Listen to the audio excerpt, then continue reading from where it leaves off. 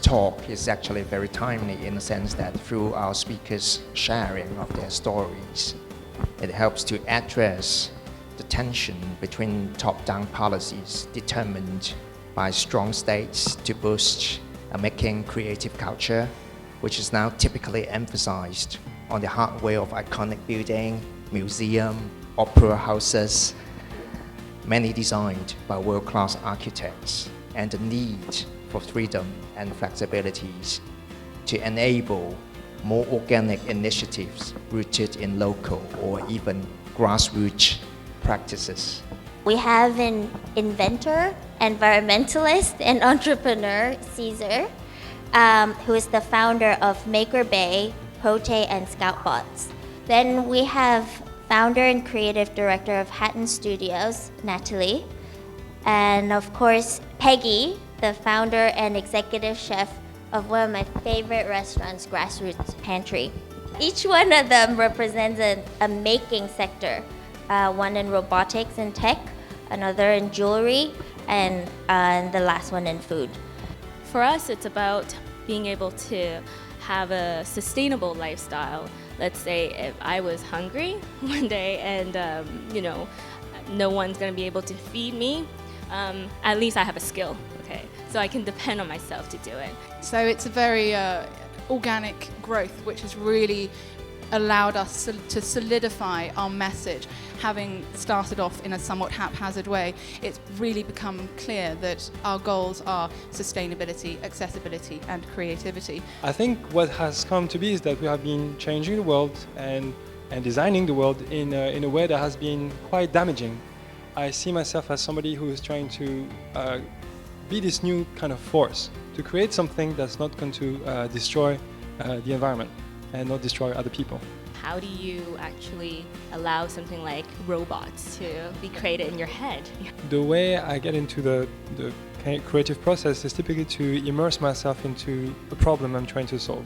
When it comes to supporting charitable causes, I think we all come from that, and we all have a sector of our business that is so dedicated to giving back to the community. So what is your view on that, actually? The way a company structures is you're basically taking the best of commercial and you're taking the best of charity, but they are not mutually exclusive. So it comes back to what I was saying about sustainability. Sustainability goes right to the core of your P&L at the end of the month. What is the one project that you have created that you're most proudest of? It's an ongoing research that I'm doing. It's an architectural project.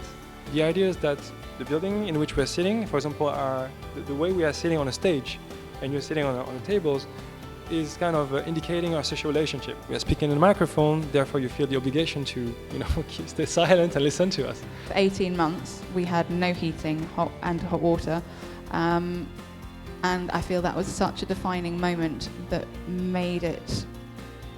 we made the decision not to take the easy route. Yeah, sometimes not getting a job and not taking the easy option can be the making of you. And I think for that one decision, I think, is the proudest thing I will ever have. What are the most sort of important dying crafts in Hong Kong that we should really be trying to focus on and bring back? Buying that food and bringing your family, your children to it, closer to the soil, and to be able to experience it, and then bring it back home, and then creating a family meal together, and then sitting down there and experiencing a meal together without the television on. I think that is already one thing that we can do. What would you say to this generation who are building the next one in Hong Kong? If you're going to do something 24/7 or spend most of your life doing this, at least make sure you know that your child is loving it. My answer to you more directly is that parents don't know the future.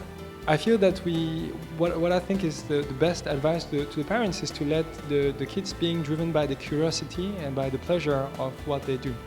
That's good. Yeah, thank you so much, everyone. I hope it was a very insightful chat, and you enjoyed it as well. Thank you.